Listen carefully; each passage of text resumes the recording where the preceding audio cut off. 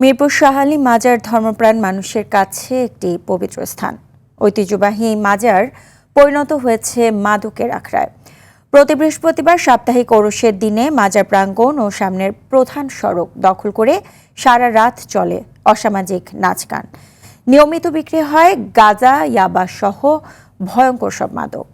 রাত বাড়ার সঙ্গে সঙ্গে প্রকাশ্যেই চলাফেরা করে অসংখ্য যৌনকর্মী। এলাকাবাসীর অভিযোগ, মাজার ঘিরে রয়েছে প্রভাবশালী সিন্ডিকেট, ভয়ে তাদের বিরুদ্ধে কথা বলে না কেউ। রান আহমেদের ক্যামেরায় হাসান মাহমুদের রিপোর্ট।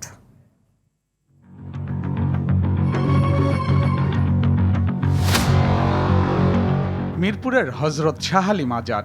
এখানে মাদক ও অসামাজিক কাজ চলে আসছে বছরের পর বছর। এই মাজার সবসময় থাকে স্থানীয় প্রভাবশালীদের দখলে। প্রতি বৃহস্পতিবার রাতে সাপ্তাহিক ওরসের দিনে ভিন্ন চিত্র দেখা যায় মাজার ও এর আশপাশে। বিভিন্ন এলাকা থেকে আসা ভক্তদের অর্থ হাতিয়ে নিতে এই দিনের অপেক্ষায় থাকে মাদক ব্যবসায়ী ও বিভিন্ন দালাল চক্র। মাজারের ভিতর ও সামনের সড়কে উচ্চস্বরে বাদ্যযন্ত্র বাজিয়ে চলে অসামাজিক নৃত্য ও গান। ফলে ব্যাপক জনসমাগমে বিশৃঙ্খল পরিস্থিতির তৈরি হয়। সড়ক দখল করায় চলাচলে সমস্যায় পড়তে হয় স্থানীয়দের। এখানে দিনে রাতে প্রকাশ্যে মাদক বিক্রি ও সেবন করা হয়। ঘোরাফেরা করে পতিতারা, এমনকি খদ্দের ম্যানেজ করে নিয়ে যায় পাশের আবাসিক হোটেলগুলোতে।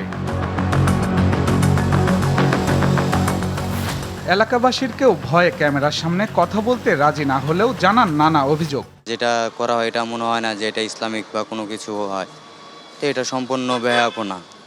আরও শৃঙ্খলা হয়, যেরকম মাদক বিক্রি করাকালীন এখানে কিছু মানুষ পাওয়ার খাটায় যে আমি এখানে ব্যবসা করবো, আরেকজন করতে পারবে না, এরকম মারধর করা পর্যন্ত হয়। নানা রকমের মানুষের ড্রিঙ্ক করে ওখানে টাকা দিচ্ছে এবং মেয়েদের বুকে টাকা দিচ্ছে। তাদের উপরে যে কিছু বলবে, তারা কিছু সিন্ডিকেট আছে, তাদেরকে টাকা পয়সা দিয়ে এগুলো অফ রাখে।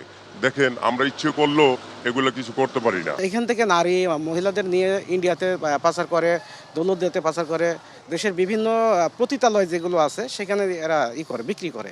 পুলিশ বলছে মাজারের পরিবেশ স্বাভাবিক রাখতে নিয়মিত অভিযান পরিচালনা করা হয়। গ্রেপ্তার করা হলেও জামিনে বের হয়ে আবারও মাদক বিক্রি করে তারা। এই সমস্ত অবৈধ অসামাজিক কর্মকাণ্ড এবং মাদক সেবীদের দূরত্ব বন্ধ করতে হলে সেখানে কিন্তু যারা মাজার কর্তৃপক্ষ আছে তাদের কিন্তু সচেতন হওয়া উচিত। এই ধরনের কর্মকাণ্ড প্রতিরোধের ব্যবস্থা নেই, সেখানে অভিযান করি এবং মাদক সেবী বা মাদক বিক্রেতা পাইলে আমরা আটক করে আমরা আইনের আওতায় নিয়ে আসি।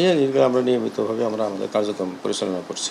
স্থানীয় বাসিন্দারা মাজারের পবিত্রতা রক্ষা ও অনৈতিক কার্যক্রম বন্ধে প্রশাসনের হস্তক্ষেপ চান। হাসান মাহমুদ, RTV, ঢাকা।